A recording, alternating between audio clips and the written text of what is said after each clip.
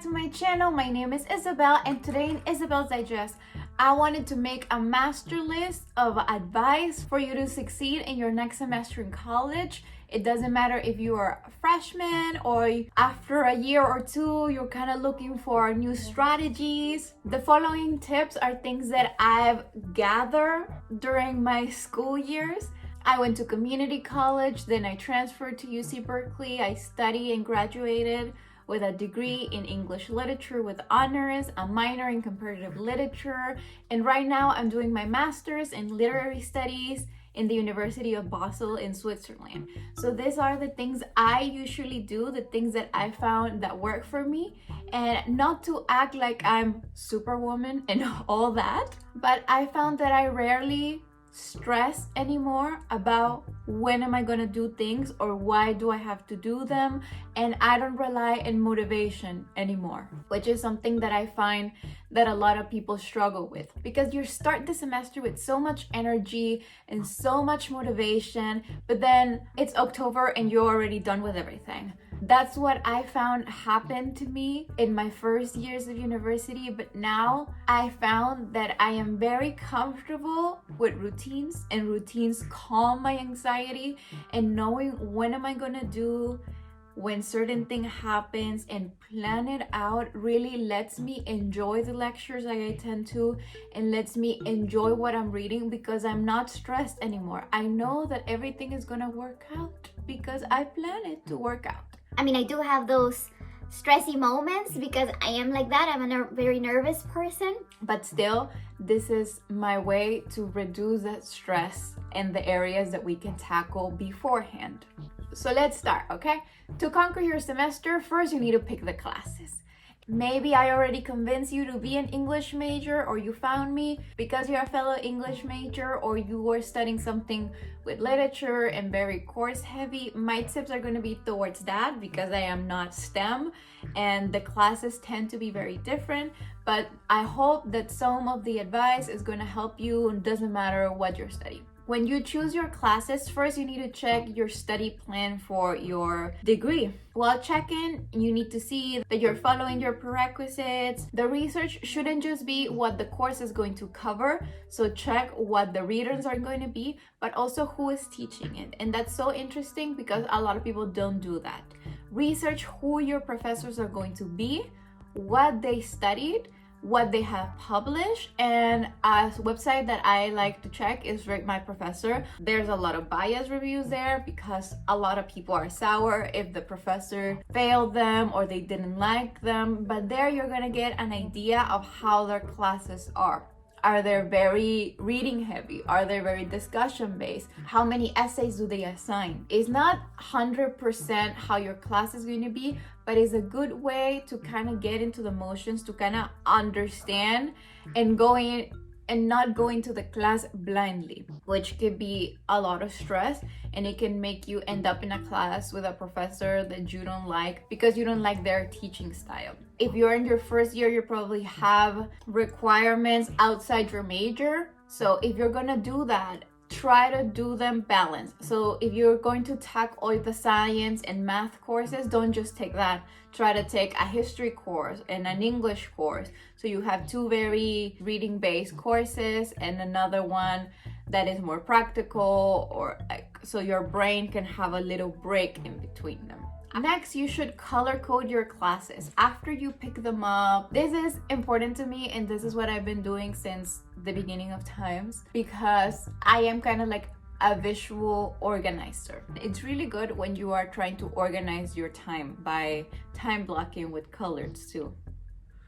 What I like to do is create an ideal study routine. Next one is a rule of thumb that I was taught in community college. For every 2 hours you spend in the classroom, you need to spend 4 hours reviewing or studying for that class. That could mean that it's 4 hours doing an assignment, 4 hours reviewing, researching, or whatever that you have to do for the class. So think about it. If you have 4 classes and each class is 4 hours a week, you need to see how are you gonna include those reviewings during your week. It doesn't matter that some weeks you're gonna have to do less than the 2 hours or the 4 hours that you had planned to review for this course. However, if you already include them in a plan, in a schedule for reviewing, when you do your time blocking thing, then you're never going to think, oh, when am I going to do this? Because you already have this time, or like Sundays from 12 to 2, I'm going to review this class specifically. And if you don't have anything to do, great, you can turn to another assignment or relax because you are done. Google Calendar, Notion, a piece of paper, whatever that you use for organizing yourself. It doesn't have to be a bullet journal or anything fancy. You're gonna write the week, the days, the times, and you're gonna see. First, you write down your class schedule. Then, if you have a job or a club that you want to join or another activity that you already know that has a set time, write it down. Afterwards, I need you to write those times when you are going to review certain class. I like taking one full day during my weekend to do most of my work because I like doing batch work. I like doing batch work during the weekend, so my week can be more about thinking of ideas for an essay or other things like that. So I usually do my readings on a Saturday. I wake up as if I was going to go to class, 7 a.m., 8 a.m. I start doing my work, and when I'm done, I'm done. I stop reading, I stop taking notes. Sunday is for resting, and during the week I usually leave small writing assignments. But you can do it however you want. It really depends on how you work. And a lot of this planning and being successful at school is understanding how your brain works and what type of student you are. Don't try to be a morning person when you're not a morning person and you already know that that's only going to make you more tired. If you are working better at nights, or you work better when you take breaks, or you work better when you divided a big assignment in small tasks, or you can tackle them, whatever, however you do it, just be true to yourself and try to understand how you work. We're gonna go to syllabus week. Syllabus week is the most important week of your whole semester. Syllabus week is the first week of class when the professor is going to give you the syllabus, go over with you, and maybe lecture a bit or make groups for assignments. If the professor uploads the syllabus online, go over it, check what you're going to do, and write down in your planner, whatever form your planner you're having, write down all the dates, all the readings, everything. That's why you have a color coding thing, by the way.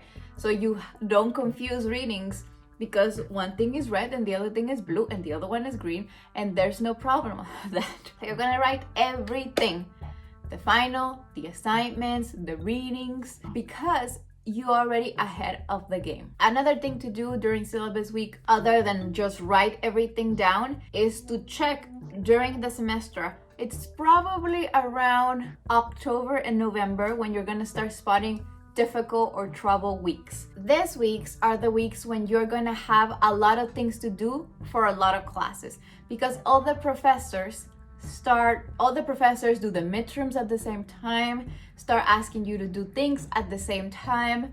So you're gonna see that maybe the first 3 weeks is gonna be very chill, and in the 4th week there's already assignment 1. Because you already spotted these trouble weeks beforehand, it's not gonna surprise you when they come. You already know that they're coming, and you can create plans for them accordingly. My personal tip for syllabus week is always to sit front and center of the class, where the professor can see you, when you can see the professor, and to awake your inner Hermione Granger. And other people are gonna think that's annoying, but that's only gonna bring you success. You're gonna always listen what the professor is saying, have this perfect view of the board. The majority of people that sit in the front and the middle are also people that have this game plan to succeed. So that's the people you're gonna have next to you that can actually, share notes, make groups, be best friends. Always speak up. Try to at least speak once in each class. That's a personal rule. I always speak and participate once in each class, at least, so I can see if I'm understanding what's happening, so I can exchange ideas. And a lot of your topic ideas for essays are gonna come from those discussions and those ideas that are kind of brewing in your head. And talking about them is not only going to be good for you, but for everyone around you. So don't be afraid of being Hermione Granger. I even need to say this, but syllabus week, do the readings for next week already. If you can do them before the class starts, and a lot of classes require you to have read the text beforehand, even if it's the first day of school, been there, done that, please do so. You don't want to be behind the reading since the beginning. And that's the thing about being an English major. Implies that you're going to be reading a lot, very fast, and you need to understand it all. It's very easy to not do them once, to do them late, to say, I'm going to do it later, and then you're going to be reading 200 pages all in one night because you didn't do it before, and then you're gonna be in class and then you're gonna be unprepared because you didn't do it. And there is nothing worse than being in a class for 2 hours not knowing anything that anyone. If you don't have time to read the whole thing, but because it happens to the best of us, don't try to catch up with readings that you already didn't do, first of all. And second of all, if you're not going to read the whole thing, focus on a middle part or the beginning or the ending, whatever you pick. Focus on one chapter or one part and really digest it, separate it, and take notes of it. Understand it super well so you're prepared to talk about that one chapter you did if you didn't read the whole thing. But you should aim to read the whole thing, because if you're already aiming to not do the whole work, you're setting yourself for failure and not success. Next one is something that I recently started doing. I used to be someone that wanted to have the same note-taking system for each class I attended, no matter what, because I thought it only mattered what type of student I was.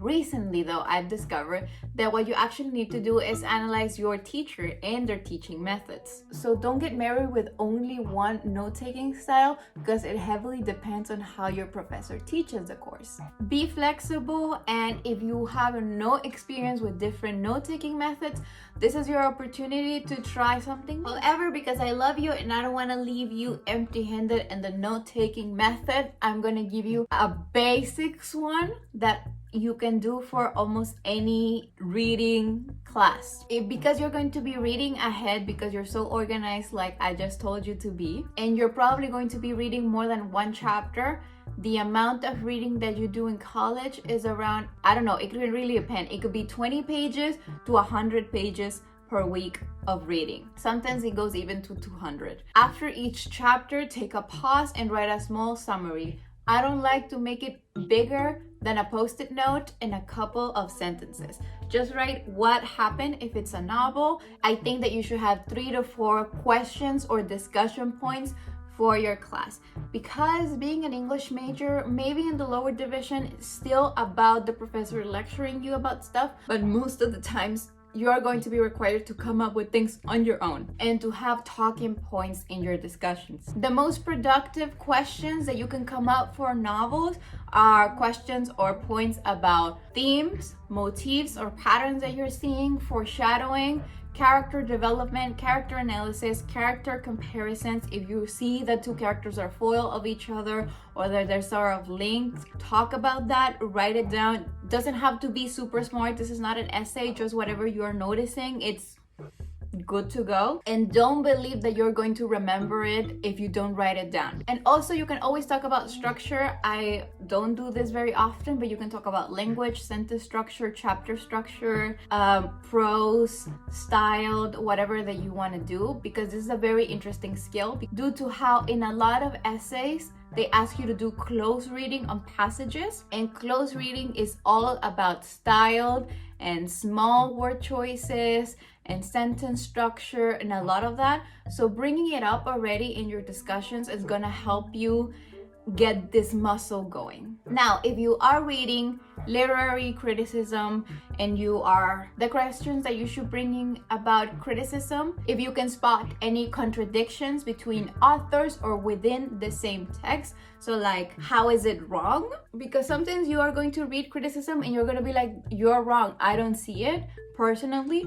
And instead of just going with the flow, you can always present it to your professor like, well, I don't understand why this is an authority in the topic, because I see these contradictions, or I see this that is not making sense. You can always talk about application too.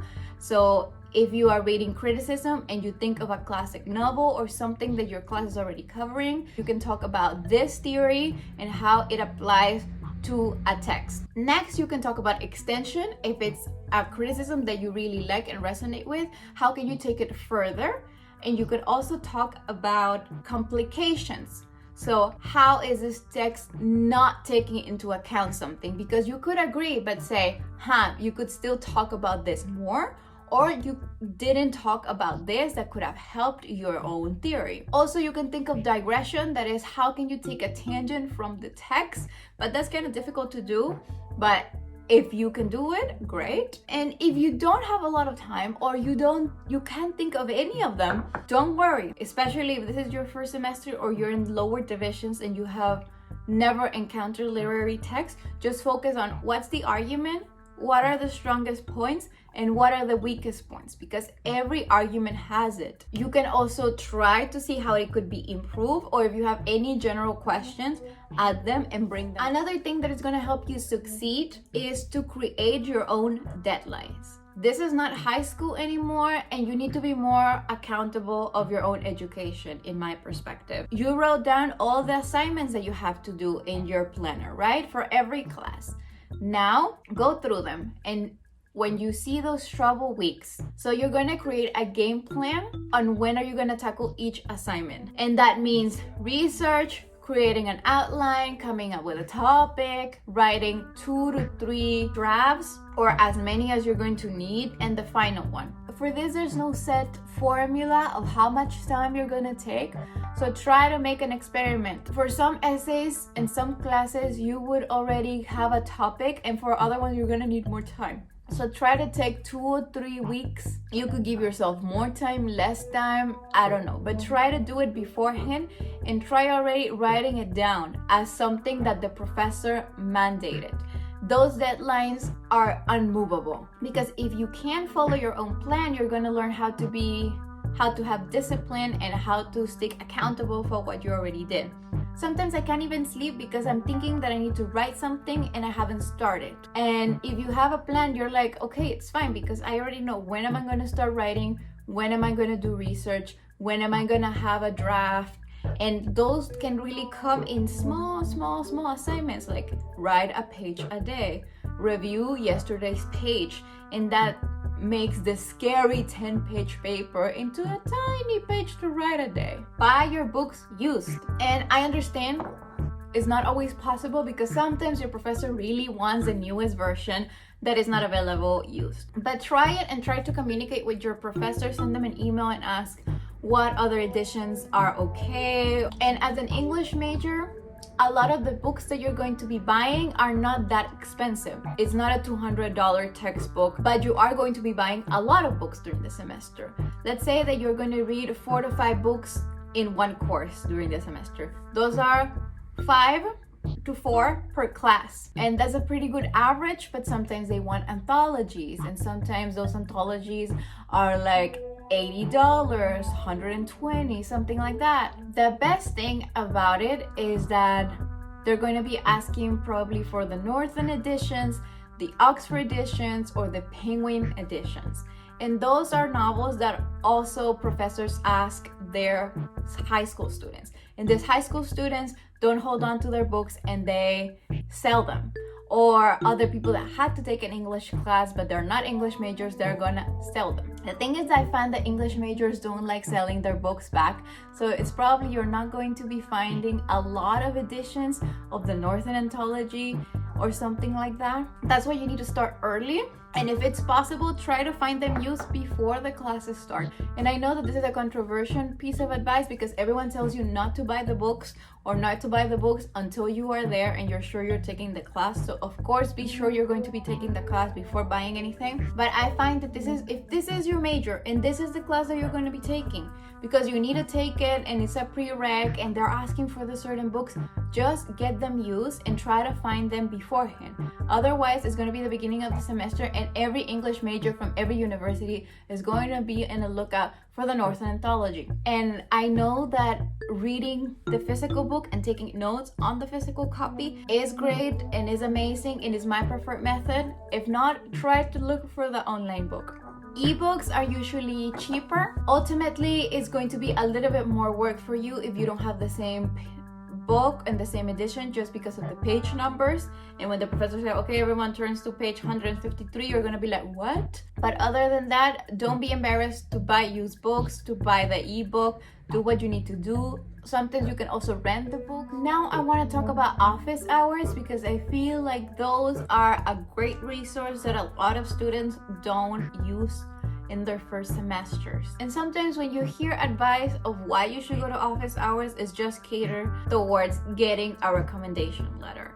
While it is important to make connections with your teachers if you want this recommendation letter, it's also important just for your overall success in the class you're taking. To your office hours, you should start going since the beginning of the semester, not towards the end. And what you can do is that every time that assignment is coming and you're prepping for it, make time in your game plan to go to the office hour. Talk about your essay ideas, the possible thesis that you can explore, outlines. If the professor is not a person that is very available, you can also do this with a TA. And it's always better to have them look over your ideas so they can tweak things, and your essay is going to be an essay that is kind of like already pre-approved by the person that is going to be checking it. In office hours, you can also talk about your understanding of the text, and that means if you're not understanding the text or how you are interpreting, and if you're liking it or not. Also, the professors can bring you external reading materials or bibliography to pursue based on your own interests or the things that you say that you like, and they can point you towards different directions that you might want to take on for the next semester or for your essays or just for fun. Also, you can talk about literary criticism if you're not understanding it very well, or if you want to go deeper. And you can mention the possible intersectionality that you see in text or references.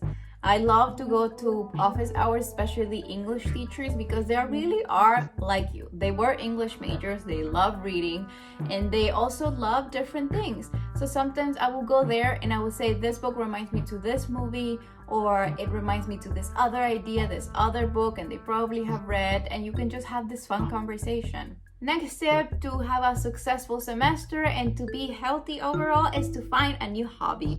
Because if you're an English major, chances are that your hobby is reading, but you are studying something that requires a lot of reading. So you can either open space in your schedule to have light, fun reads, or you can try to discover a new hobby. When I started at Berkeley, my anxiety was at the roof. So I started embroidering and needlepoint, and that's something that I enjoy a lot. Now I know how to knit because of my master's.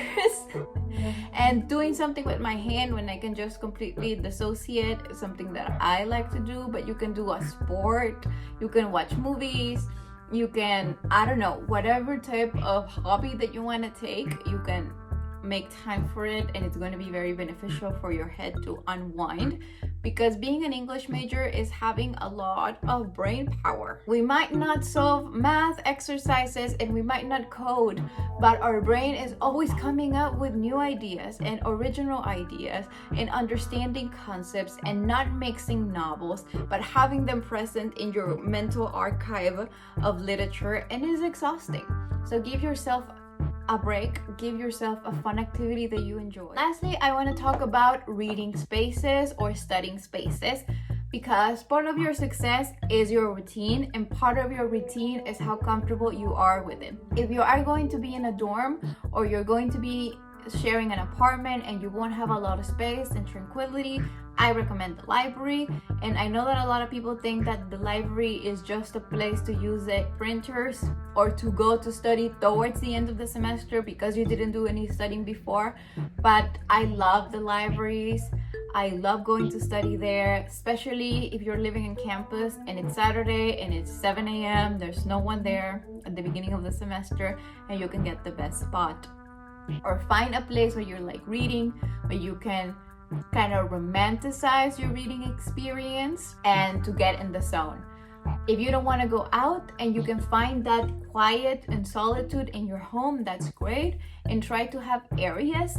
I have another video in my channel before that was during my past semester when I talked about having a reading corner. So if you can, try to make that division. If you are studying online next semester, try to have this space and division of when you are relaxing and enjoying entertainment, different from when you're taking classes. Don't take your class from your bed. If you can go outside, maybe that will be good if your internet connection allows that, to concentrate better. Just trying to find a way to really make your space get you into the studying, reading. These are the basics. These are the things I always do at the beginning of the semester. My semester starts in the middle of September, so probably until then I won't have a video of me setting up my new semester. But if you want to see that, leave me a comment down below. If you have any other questions, I could answer them.